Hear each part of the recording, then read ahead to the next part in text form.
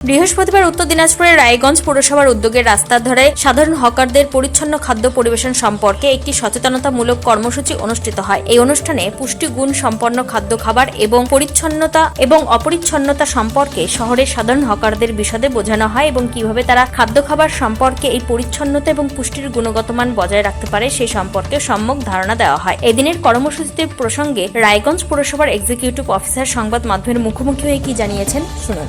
আমাদের কেন্দ্র এবং রাজ্যের যৌথ উদ্যোগে আমাদের রায়গঞ্জ মিউনিসিপ্যালিটির পরিচালনায় আজকে যারা স্ট্রিট ভেন্ডার আছে তাদের যে পুষ্টিকর খাবার বা ভালো খাবার বিশুদ্ধ খাবার কীভাবে খাওয়া যায় এবং বিশুদ্ধ খাবার কীভাবে পরিবেশন করা যায় তারই উপরে বিশেষ করে যারা ছোটো ছোটো ব্যবসায়ী আছে তার মধ্যে এসএইচজি গ্রুপের মহিলারা আছে এবং স্ট্রিটে যা ভেন্ডাররা আছে পিএম নিধি যে আমাদের স্কিম তার আন্ডারে যারা যারা সব হয়েছে তাদেরকে নিয়ে আজকে একটা সচেতনামূলক একটা শিবির হচ্ছে।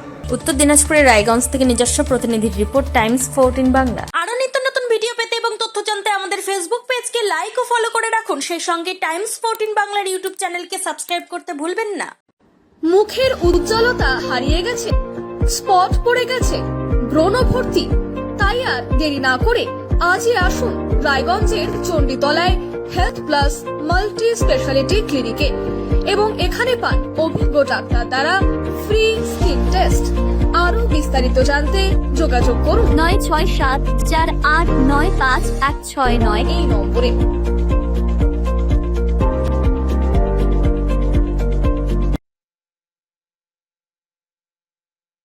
আজ তোমার বিয়ে সাজলো নতুন সাজে